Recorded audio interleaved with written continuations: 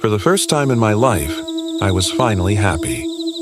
Well, I was, until this week when the phone rang for the first time. I was asleep next to my boyfriend. Let's call him Ryan.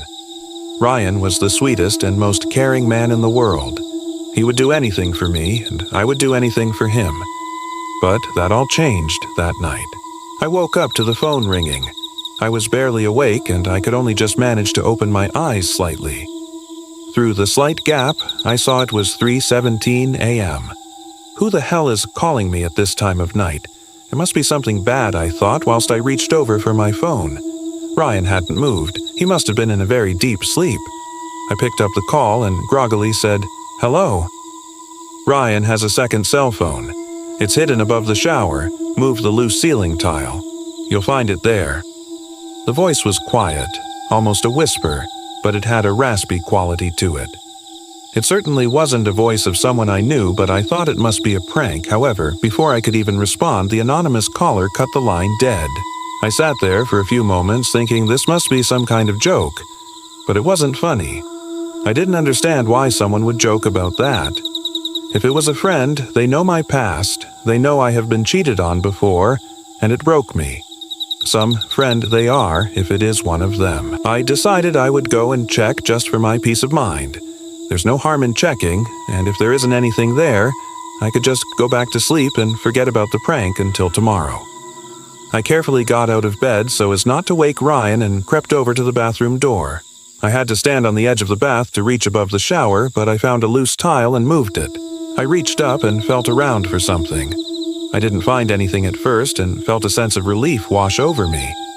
But then, as I got round to the part just above my head, I felt a phone.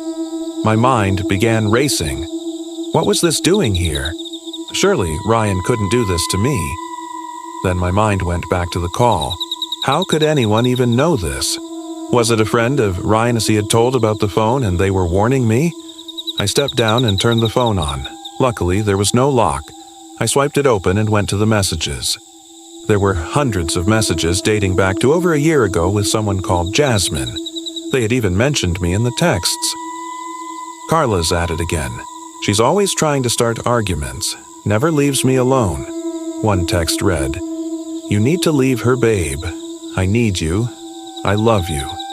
I couldn't read anymore. Tears began to fill my eyes and I could barely see anything. I was distraught. How could he do something like this to me?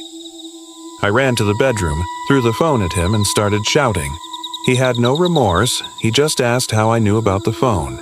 I kicked him out that night and told him never to come back. He took what he could and said he would come back for the rest later.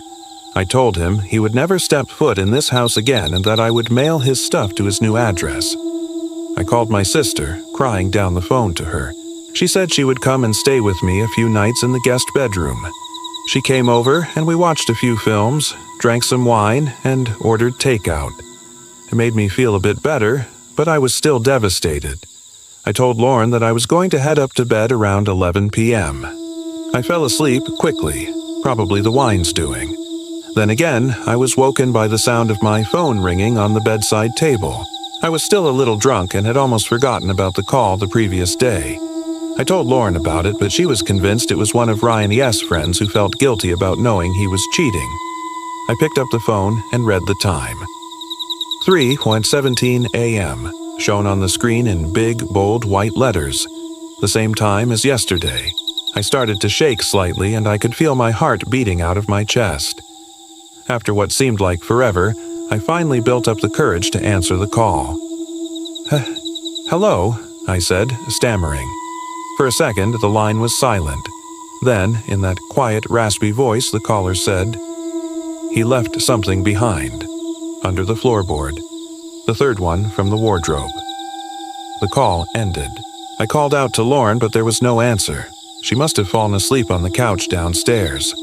I paced around the room for a minute, thinking I eventually went and got the flathead screwdriver from the bathroom and knelt down in front of the wardrobe and counted until the third floorboard. It came up easier than expected. There was a small bag in there.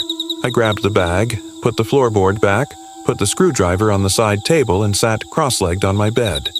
The bag contained an engagement ring. the one that Ryan had told me he was saving up for, the one he never got to give me. I looked at it in disgust, just thinking about what he had done to me. I was in the middle of cursing him out in my mind when a small USB flash drive fell out of the bag.